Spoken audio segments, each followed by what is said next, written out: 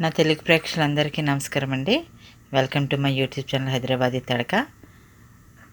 ఇవాళ మనం గోల్గప్ప పానీపూరి తయారు చేద్దాం. ఎలా తయారు చేద్దామో చూద్దాము. Okay, let's get started. Recipe: 1 cup రవ్వ అండి, 1/2 cup hot water, 4 tablespoon మైదా. ఇప్పుడు ఈ బౌల్లో మనం రవ్వ వేద్దాం.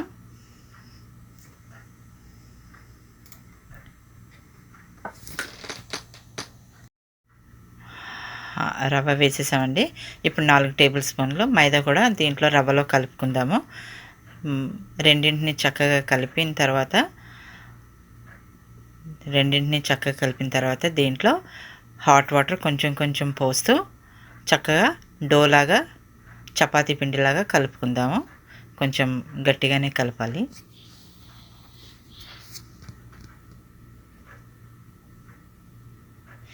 మీరు మెజర్మెంట్స్ మాత్రం కరెక్ట్గా తీసుకోవాలండి. ఒకవేళ మెజర్మెంట్స్ ఏ మాత్రం కొలతల్లో తేడా వచ్చినా మీ మన పానీపూరి చక్కగా రాదు, క్రిస్పీగా రాదనమాట. కొంచెం కొంచెం హాట్ వాటర్ పోస్తూ మనం ఇది డోలాగా కలుపుకుందాం, చపాతీ పిండిలాగా. చూడండి, చపాతీ పిండిలాగా కలుపుకున్నాము. దీనికి ఒక 15 మినిట్స్ అలా రెస్ట్లో పెడదాము. దీన్ని ఒక ప్లేట్ కానీ, ఒక తడి బట్ట కానీ కవర్ చేసి పెడదాము. ఆ తర్వాత ప్రాసెస్ నేను చూపిస్తానండి. చూడండి, దీన్ని నేను ఒక 1/2 అవర్ వరకు నేను రెస్ట్ ఇచ్చానమాట. మళ్ళీ తర్వాత ఒక 2 మినిట్స్ నేను బాగా కలుపుతున్నాను. చూడండి, చాలా మెత్తగా అయ్యింది. దీన్ని మనం ఇప్పుడు మీకు నేను చూపిస్తాను ఏం చేయాలో. కాఫీ మూత ఉంటుంది కదండి, క్యాప్, అది తీసుకున్నాను. డోనట్ కట్టర్ ఉంటుంది కదా, ఆ కట్టర్ తీసుకున్నాను. రఫ్ సర్ఫేస్ ఉన్న ఏదైనా ప్లాస్టిక్ తీసుకొని దాని మీద మనం ఈ పూరీలో వేయాలన్నమాట. అది నేను ఇలా పూరీలో చేశానండి, పూరీలు ఒత్తుకున్నాను అనమాట. దీన్ని కట్ చేద్దాం. ఎలా కట్ చేయాలో చూడండి. ఈ విధంగా దీన్ని కట్ చేయాలన్నమాట. ఒక 5 సెంటీమీటర్స్ వచ్చేలాగా 5 సెంటీమీటర్స్ ఉండాలన్నమాట. అలాగా చూడండి, చాలా చాలా లావుగా కాకుండా, చాలా పత్తలాగా కాకుండా ఇలాగా ఒత్తుకొని కట్ చేసి నేను ఈ సర్ఫేస్ మీద వేసాను అనమాట. చాలా క్రిస్పీగా వస్తాయి. ఈ సర్ఫేస్ మీద వేసిన తర్వాత ఒక 10 మినిట్స్ దీన్ని రెస్ట్ ఇవ్వాలి, గాలి తగలాలన్నమాట. దీనికి గాలి తగిలిన తర్వాత ఫ్రై చేద్దాం మనం. చూడండి, నేను ఫ్రై చేస్తున్నాను. ఒక్కొక్కటి వేస్తూ ఫ్రై చేయాలండి. అంటే మనం బట్ట మీద ఆ సర్ఫేస్ మీద వేసిన కింద భాగాన్ని అది నూనెలో వేయాలన్నమాట. పై భాగం పైనే ఉండాలి. అలా వేస్తే పూరీలు చక్కగా పొంగుతాయి అన్నమాట. చూడండి, చాలా క్రిస్పీగా, చాలా చక్కగా పొంగుతున్నాయి. నేను ఒక 100 పూరీస్ చేశానన్నమాట. నాకు ఈ 1 కప్లో 60 పూరీస్ అయ్యాయి. ఒక్క పూరి కూడా నాది పాడవ్వలేదు, అన్ని పూరీలు పొంగాయి. మీరు కూడా తప్పకుండా ట్రై చేయండి. మీ పూరీలు కూడా చక్కగా క్రిస్పీగా వస్తాయని గ్యారంటీ ఇస్తున్నాను.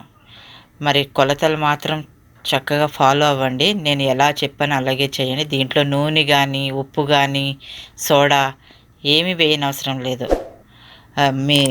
మన ఉప్మా రవ్వ మాత్రం కొంచెం లావుగా ఉండాలన్నమాట. బాంబే రవ్వ కాకుండా ఇంకొక రవ్వ వస్తుంది చూడండి, ఆ రవ్వ తీసుకోవాలి.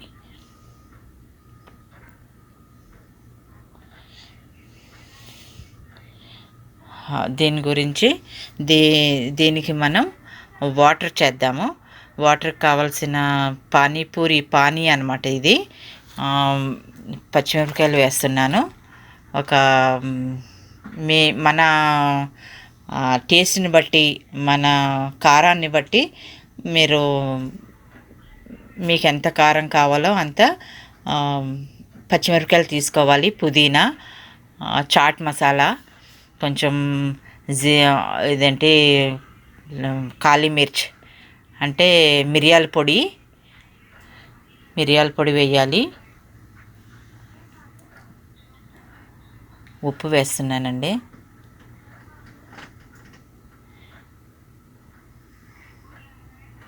ఉప్పు వేసి దాన్ని చింతపండు నేను చక్కగా గుజ్జుని తీసుకుని పెట్టుకున్నాను. ఆ చింతపండు కూడా వేసేసి దీంట్లో చక్కగా పేస్ట్ లాగా చేయాలండి.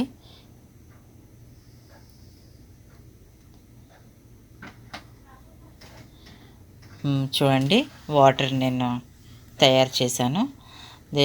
ఒక రెండు మీడియం సైజు బంగాళదుంపలు బాయిల్ చేసి దాంట్లో కాబూలీ చనా ఉంటుంది కదండి, నేను ఒక 12 అవర్స్ దాన్ని చక్కగా కడిగి వాటర్లో వేసి పెట్టాను. మార్నింగ్ నేను అది బాయిల్ చేశాను అనమాట. చూడండి, పూరీలు చాలా క్రిస్పీగా తయారయ్యాయి. టమాటోస్ సన్నగా గింజలు తీసేసి సన్నగా తరిగి పెట్టుకున్నాను. ఉల్లిపాయలు సన్నగా తరిగి పెట్టుకున్నాను. అది మీరు కెచప్ కూడా తీసుకోవచ్చు, కానీ నేను స్వీట్ చట్నీ చేశానమాట, అది అనమాట. దీంట్లో పానీపూరిలో వేసుకొని తినొచ్చు అనమాట. అంటే ఆలు స్టఫ్ చేసుకొని ఇది ఉల్లిపాయలు వేసుకొని టమాటోలు వేసుకొని ఆ వాటర్లో డిప్ చేసి తినొచ్చు. చాలా చాలా చక్కగా, చాలా పిల్లలకి, పెద్దలకి, అందరికీ కూడాను చాలా నచ్చుతుందండి. మీరు తప్పకుండా ట్రై చేయండి. మరి మీ ఫీడ్బ్యాక్ నాకు కమెంట్లో పెట్టండి.